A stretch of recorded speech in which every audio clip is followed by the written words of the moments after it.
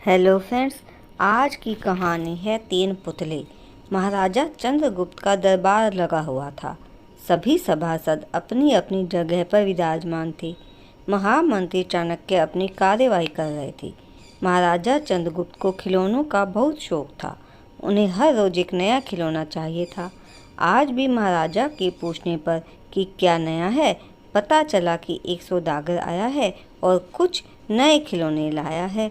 सौदागर ने यह दावा किया है कि महाराज या किसी ने भी आज तक ना ऐसे खिलौने देखे हैं और ना ही कभी देखेंगे।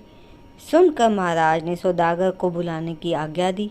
सौदागर आया और महाराज को प्रणाम करने के बाद अपनी पिटारी में से तीन पुतले निकालकर महाराज के सामने रख दिए और कहा, अन्नदाता, यह तीनों पुतले अपने आप में बहुत विशेष हैं। देखने में भले एक जैसे लगते हैं पर वास्तव में बहुत निराले हैं। पहले पुतले का मूल्य 1,00,000 मोहरे हैं, दूसरे पुतले का मूल्य 1,000 मोहरे हैं और तीसरे पुतले का मूल्य केवल 1 मोहर है। सम्राट ने तीनों पुतलों को बड़े ध्यान से देखा। देखने में कोई अंतर नहीं लगा, फिर मूल्य में इतना अंतर क्यों? इस प्रश्न ने चंद्रगुप्त को बहुत परेशान कर दिया। हार कर उसने सभासदों को पुतले दिए और कहा कि इनमें इतना अंतर क्यों है, मुझे बताओ। सभासदों ने तीनों पुतलों को घुमा फिरा कर सब तरफ से देखा, मगर किसी को भी इस गुत्थी को सुलझाने का जवाब नहीं मिला। चंद्रगुप्त ने जब देखा कि सभी चुप हैं, तो उसने वही प्रश्न अपने गुरु और महामंत्री चाणक्य से पूछा। चाणक्य ने तीनों पुतलों को बड़े ध्यान से देखा और दरबान को 3 तिनके लाने की आज्ञा दी। तिनके आने पर चाणक्य ने पहले पुतले के कान में तिनका डाला। सबने देखा कि तिनका सीधा पेट में चला गया। थोड़ी देर बाद पुतले के होंठ हिले और फिर बंद हो गए। अब चाणक्य ने अगला तिनका दूसरे पुतले के कान में डाला। अब सबने देखा कि तिनका दूसरे कान से बाहर आ गया और पुतला ज्यों का त्यों रहा।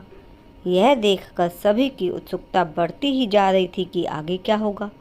अब चाणक्य ने तिनका तीसरे पुतले के कान में डाला और सबने देखा कि तिनका पुतले के मुंह से बाहर आ गया और मुंह एकदम खुल गया। पुतला बराबर हिल रहा है, जैसे कुछ कहना चाहता हो।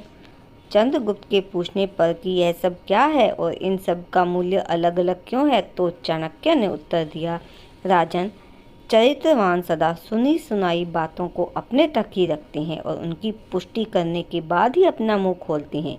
यही उनकी महानता है। पहले पुतले से हमें यही ज्ञान मिलता है, इसलिए इसका मूल्य 1,00,000 मोहरे हैं।